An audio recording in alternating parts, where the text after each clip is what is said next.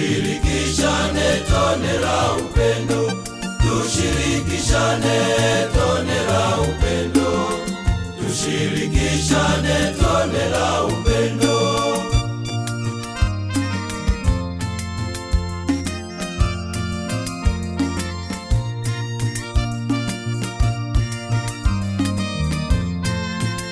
Tushirikishane tone la upendo.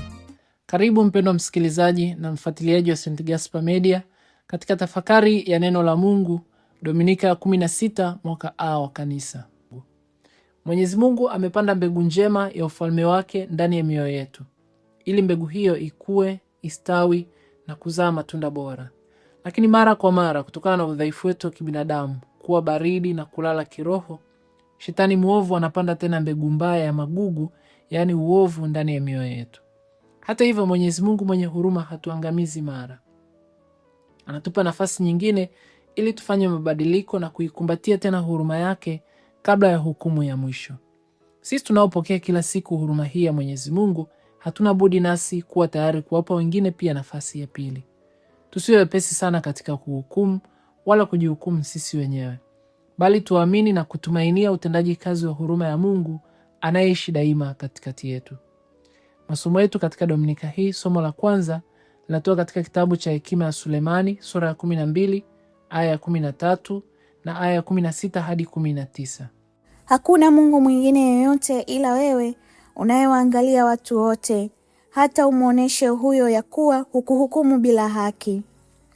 Madhali ndio uweza wako ulio asili ya haki, na kwa sabiki ya miliki yako juu ya mambo yote unawaachilia wote.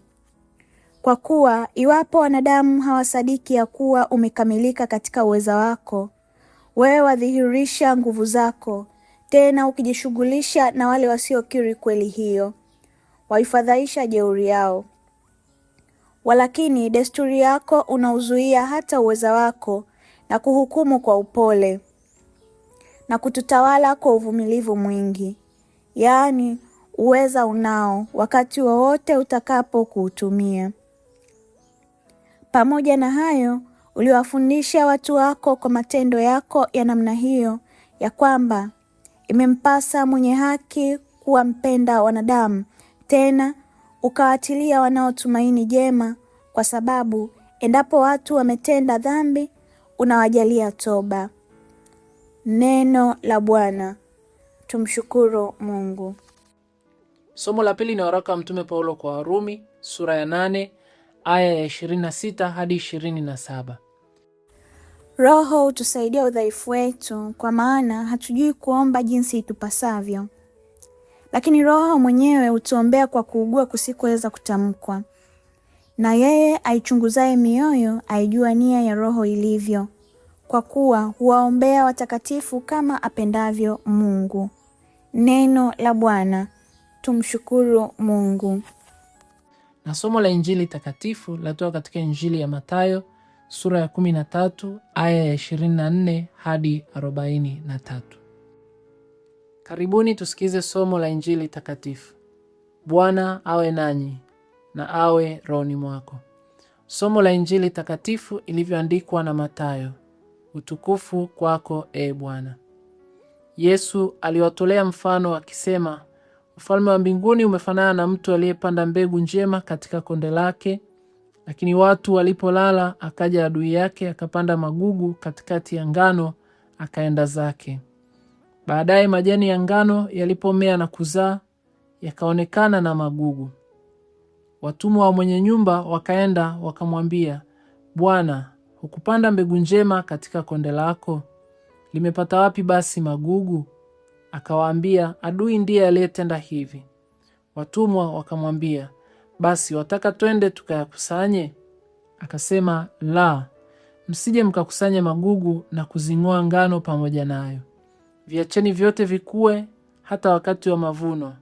Na wakati wa mavuno nitawaambia wavunao, yakusanyeni kwanza magugu, mkayafunge matita matita, mkayachome, bali ngano ikusanyeni ghalani mwangu. Akawatolea mfano mwingine akisema, ufalme wa mbinguni umefanana na punje ya haradali aliyoitoa mtu akaipanda katika shamba lake.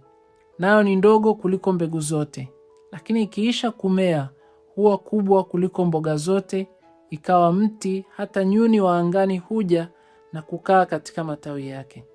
Akawaambia mfano mwingine, ufalme wa mbinguni umefanana na chachu aliyoitoa mwanamke, akaisitiri ndani ya pishi 3 za unga, hata ukachachwa wote pia. Hayo yote aliwaambia makutano kwa mifano, wala pasipo mfano hakuwaambia neno, ili litimie neno lililonenwa na nabii akisema, nitafumbua kinywa changu kwa mifano, nitayatamka yaliyositirika tangu awali. Kisha Yesu akawaaga makutano, akaingia nyumbani. Wanafunzi wake wakamwendea wakasema, tufafanulie mfano wa magugu ya kondeni. Akajibu akasema, azipandaye zile mbegu njema ni mwana wa Adamu. Lile konde ni ulimwengu. Zile mbegu njema ni wana wa ufalme, na yale magugu ni wana wa yule mwovu. Yule adui aliyeyapanda ni Ibilisi. Mavuno ni mwisho wa dunia, na wale wavunao ni malaika. Basi kama vile magugu yakusanywavyo na kuchomwa motoni, ndivyo itakavyokuwa katika mwisho wa dunia. Mwana wa Adamu atawatuma malaika zake, nao watakusanya kutoka katika ufalme wake machukizo yote na hao watendao maasi, na kuwatupa katika tanuru ya moto. Ndiko kutakuwako kilio na kusaga meno. Ndipo wenye haki watakapong'aa kama jua katika ufalme wa Baba yao. Mwenye masikio na asikie. Neno la Bwana. Sifa kwako, Kristo. Somo la kwanza ni kutoka katika kitabu cha Hekima ya Sulemani. Kitabu hiki kimsingi kiliandikwa mnamo mwishoni mwa karne ya 1 kabla ya Kristo kwa Wayahudi waliokuwa uhamishoni katika mji wa Alexandria huko Misri. Wayahudi hawa wakiwa uhamishoni walikuwa wamezungukwa na imani, mila, desturi na tamaduni mpya za kipagani za Wagiriki. Maisha yao hayakuwa rahisi. Waliteseka, walinyanyasika, walidhalilishwa, walibaguliwa na kudhulumiwa na mataifa yenye nguvu yaliyowazunguka kwa sababu tu ya imani yao kwa Mungu mmoja, Mungu wa Israeli. Katika mazingira hayo walijiuliza maswali. Kwa nini Mwenyezi Mungu, Mungu mwenye nguvu, Mungu mwenye uweza na enzi, anaruhusu na anawaacha waovu waendelee kustawi na kuwatesa wateule wake pasipo kuwaangamiza mara moja? Mwandishi wa kitabu hiki katika sehemu hii tulioisikia leo, sura hii ya 12, anajibu swali hili kwa kufafanua mfumo wa utendaji wa Mwenyezi Mungu. Anatoa ufunuo wa tabia ya Mwenyezi Mungu, Mungu mmoja wa Israeli, Mungu ambaye ni hakimu mwenye haki na nguvu, lakini anayetawala, kuwajali na kuwaangalia watu wote kwa huruma, kwa upole na uvumilivu mkubwa. Tofauti na wafalme wa kidunia ambao hutumia nguvu zao kuonea, kuhukumu na kuangamiza maadui zao kwa haraka, Mwenyezi Mungu yeye anatenda kazi tofauti kabisa. Hukumu ya Mwenyezi Mungu haisukumwi na hasira, hailengi katika kuangamiza au kulipiza kisasi, bali inatawaliwa na huruma na uvumilivu unaotoa nafasi ya toba na uongofu kwa mkosaji kabla ya hukumu ya mwisho. Zaburi ya 86 ambao ndio wimbo wa katikati katika Dominika hii inaelezea sifa hii ya Mwenyezi Mungu, ambapo mzaburi anasema, kwa maana wewe Bwana u mwema, umekuwa tayari kusamehe. Somo la Injili takatifu linatoka katika Injili ya Mathayo sura ya 13 aya 24 hadi 43. Katika Dominika iliyopita, Dominika ya 15 mwaka A, mwalimu wetu Bwana wetu Yesu Kristo alianza kuwafundisha wanafunzi wake juu ya ufalme wa mbinguni kwa mifano. Baada ya kufundisha mfano wa mpanzi, Bwana wetu Yesu Kristo anaendelea tena katika Dominika hii ya 16 kwa kutoa mifano mingine mitatu. Mfano wa magugu katikati ya ngano, mfano wa punje ya haradali na mfano wa chachu. Somo hili la Injili takatifu linatusaidia sasa kuelewa kwa kina zaidi juu ya huruma na uvumilivu wa ufalme huu wa Mwenyezi Mungu ulio katikati yetu, kama tulivyoona pia katika somo la kwanza. Katika Dominika hii ningependa tutafakari mafundisho yafuatayo yatakayotusaidia kuelewa kwa kina ujumbe ambao Mama Kanisa anatafakarisha katika Dominika hii ya 16. Fundisho la kwanza: Mwenyezi Mungu amepanda mbegu njema ndani ya mioyo yetu. Ndio ufalme wake aliosimika kati ya watu kwa njia ya Kristo mwanaye. Katika mfano wa kwanza, Bwana wetu Yesu Kristo anaufananisha ufalme wa mbinguni na mtu aliyepanda mbegu katika konde lake. Lakini watu walipolala, akaja adui na kupanda magugu katikati ya shamba la ngano. Magugu yalipoonekana, wafanyakazi wakataka kwenda kuyakusanya, lakini mwenye shamba akawakataza wasubiri mpaka wakati wa mavuno, wasije wakang'oa pamoja na ngano pia. Ndugu mpendwa, Mwenyezi Mungu anapanda mbegu njema katika konde, ndiyo ndani ya mioyo yetu. Ufalme wake ni utawala wake katikati yetu, ndio utawala uliositirika katika nafsi, maisha na utume wa mwanaye mpendwa, Bwana wetu Yesu Kristo. Ni utawala wa upendo, furaha, amani, uvumilivu, upatanisho, utu wema, fadhili, uaminifu, upole na kiasi. Ni mbegu bora kabisa inayotarajiwa kukua, kustawi na kuzaa matunda mengi. Dominika iliyopita ilitupa wajibu wa kuwa udongo mzuri, ambapo mbegu ya neno la Mungu itaweza kuwa na mizizi imara, kukua taratibu na kustawi na kisha kutoa matunda mengi. Neema na baraka za kuendelea kuwa mbegu bora na udongo mzuri tunazipata kutoka kwa Kristo mwenyewe ndani ya kanisa, kwa njia ya kulipokea kila mara neno hilo na kuruhusu liguse kabisa mioyo yetu.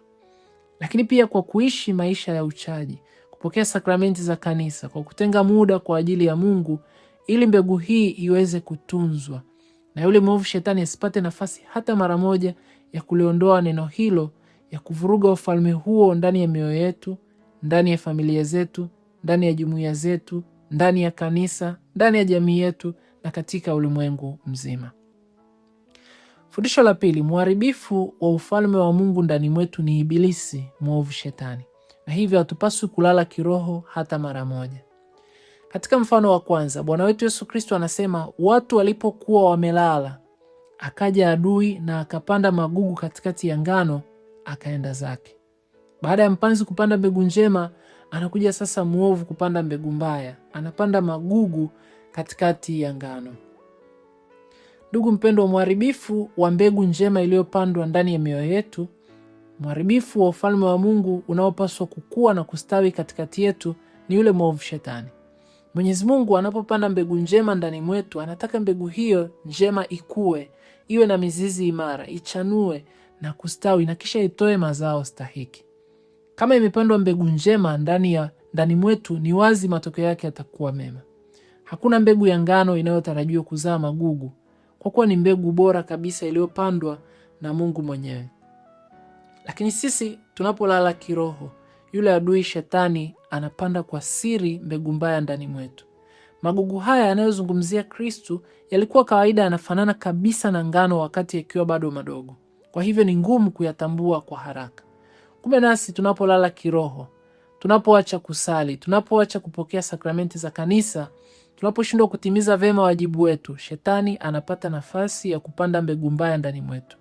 Pia anakuja kwetu kwa njia hila, kupitia mafundisho ya uongo yanayoonekana kufanana kabisa na yale ya kweli. Kupitia watu, vitu, mazingira mbalimbali, anaweka uovu ndani mwetu, ndani ya familia zetu, ndani ya kanisa, ndani ya jamii yetu. Lengo la huyu mwovu ni nini? Ni ili mwenye shamba akate tamaa na aharibu shamba zima. Ni jaribu la kuonesha nguvu ya uovu katikati ya wema wa Mungu mkuu aliye mtakatifu sana. Fundisho la tatu, Mwenyezi Mungu si mwepesi katika kuwaangamiza wale walio waovu, bali kwa huruma yake kuu anawapatia nafasi ya kufanya mabadiliko. Hatupaswi kuhukumu. Kristo mwenyewe ndiye hakimu mwenye haki. Katika mfano huu wa kwanza, watumwa wale walikuwa wepesi sana kufikiri kuyang'oa na kuyateketeza magugu mara tu walipoyagundua kuwa yameota katikati ya ngano iliyo bora. Lakini tunaona mtazamo wa Bwana mwenye shamba ni tofauti kabisa. Yeye anasema viacheni vikue pamoja, na wakati wa kuvuna nitawaambia wavunao, yakusanyeni kwanza magugu, mkayafunge matita matita, mkayatupe motoni, bali ngano ikusanyeni ghalani. Mwenye shamba anatoa nafasi kwa vyote, mbegu bora ya ngano pamoja na magugu vikue. Kristo anatualika tutambue kuwa hukumu ya mwisho ipo, lakini bado tuna nafasi kila mara ya kufanya mabadiliko ya kweli na kuanza tena upya. Haijalishi tumekuwa magugu muda mrefu kiasi gani. Ndugu mpendwa, katika somo la kwanza tuliona mtazamo wa Wayahudi wakati wakiwa huko uhamishoni. Walijiuliza maswali mengi sana juu ya utendaji kazi wa Mwenyezi Mungu. Walishangaa kwa nini Mwenyezi Mungu ana huruma iliyopitiliza namna hii. Kwa nini anawaacha waovu waendelee kukua na kustawi hata kuliko wale wenye haki? Kwa nini Mwenyezi Mungu atoe hukumu ya haki kwa wakati? Mwenyezi Mungu ni mwingi wa huruma. Ukuu, nguvu, enzi na utukufu wake havipo katika kutuangamiza sisi mara tu tunapotenda dhambi, bali kuturehemu na kutupatia daima nafasi ya kufanya mabadiliko.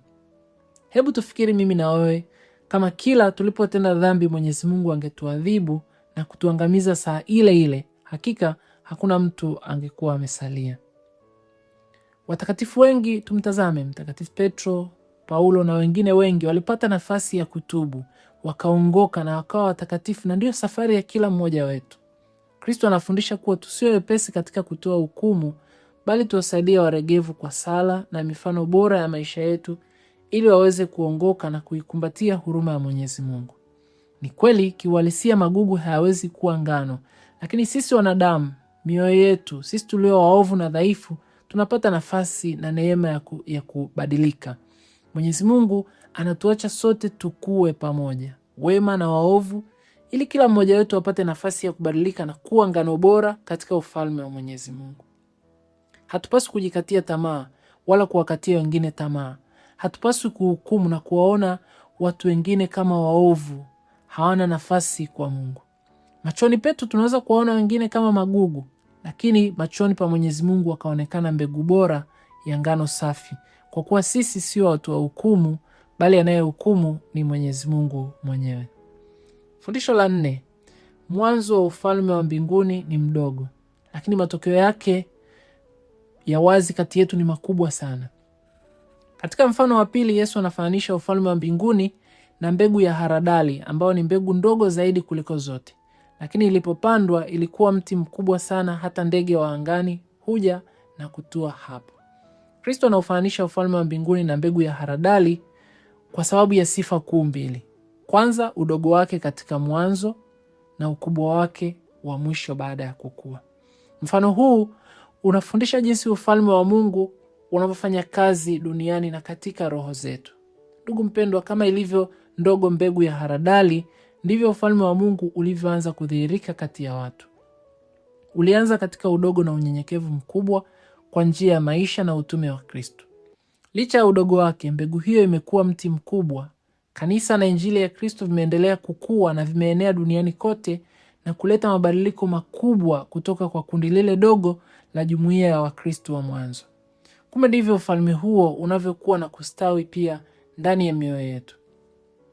Moyoni mwetu, ufalme wa Mungu unaweza kuanza taratibu sana, kwa kuwa na mazoea kidogo kidogo ya kusali, hata sala fupi tu kila siku, kuwa na hamu ya kusoma neno la Mungu walau aya kadhaa kila siku, hamu ya kujitahidi daima kuepuka vishawishi mbalimbali na hila na mitego ya mwovu Shetani, na nia ya dhati ya kuacha vilema na dhambi zinazotushinda au zinazonishinda au ambazo zimekuwa zikijirudia kila wakati, lakini pia hamu ya kupokea sakramenti za kanisa, kupokea Ekaristi Takatifu na kitubio.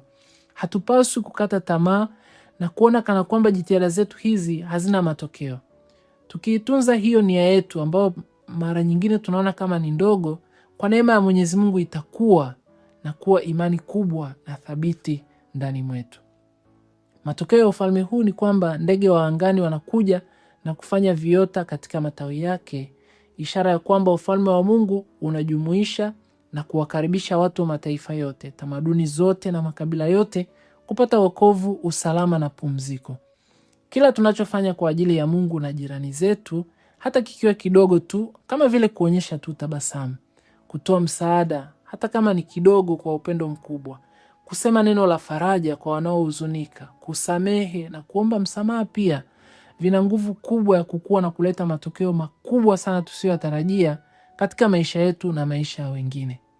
Kama vile mti wa haradali unavyokuwa kimbilio la ndege, maisha yetu yanapaswa kuwa chanzo cha ulinzi, faraja, makimbilio na amani kwa watu wanaoteseka, waliovunjika moyo au wanaotafuta msaada wa karibu kutoka kwetu. Fundisho la 5. Ufalme wa Mungu ulio ndani mwetu huweza kuharibiwa na vitu vidogo vidogo na kwa taratibu sana, lakini pia huweza kukua na kusambaa na kuenea taratibu na kwa ukimya kwa nguvu ya ajabu. Katika mfano wa 3, Bwana wetu Yesu Kristo anaufananisha ufalme wa Mungu na chachu aliyoitoa mwanamke, akaisitiri ndani ya pishi 3 za unga hata ukachacha wote pia. Ndugu mpendwa, kawaida chachu ikichanganywa kwenye unga haionekani kwa macho, lakini nguvu yake inafanya kazi kimya kimya kutoka ndani na kuchachusha unga wote. Ndivyo ufalme wa Mungu unavyokuwa ndani ya mioyo yetu. Mara nyingi sio kwa makelele au mambo makubwa ya nje kama tulivyoona pia katika mfano wa mbegu ya haradali, bali kwa neema ya siri inayobadilisha maisha yetu taratibu sana kutoka ndani. Kumbe kama vile chachu inavyoenea na kuathiri kila sehemu ya unga, nasi wa Kristo tunaalikwa kuwa chachu duniani. Uwepo wetu, matendo yetu mema na upendo wetu vinapaswa kuathiri na kubadilisha jamii inayotuzunguka kuelekea kwenye wema.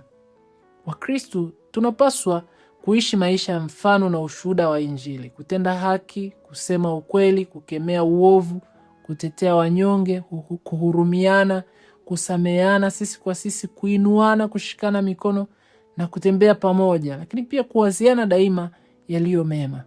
Kama vile chachu isivyoonekana ikichanganywa kwenye unga, lakini baada ya muda mfupi inabadilisha unga mzima, dhambi ndogo hali kadhalika au tabia mbaya ikiruhusiwa kuingia mioyoni mwetu, kama vile choyo, uongo au tamaa, inasambaa kwa siri katika fikra zetu.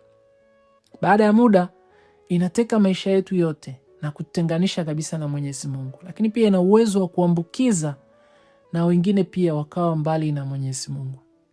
Wazo moja potofu au mafundisho ya uongo yakiingizwa ndani ya jumuiya, kiingizwa ndani ya watoto wetu, katika familia zetu au ndani ya kanisa, yanaweza kupotosha waumini wengi, hasa wale walio dhaifu na wachanga bado katika imani. Mtume Paulo anatualika tuitoe chachu ya kale ndani mwetu na tuwe daima tayari kuwa donge jipya. Tukisoma waraka wa kwanza Mtume Paulo kwa Wakorinto sura ya 5 aya 6 hadi ya 7. Na Paulo anasema ni neema ya Kristo mfufuka ndio inayotufanya sisi kuwa donge jipya. Ndio inayotufanya tuondoe ile chachu ya kale na kupata chachu mpya.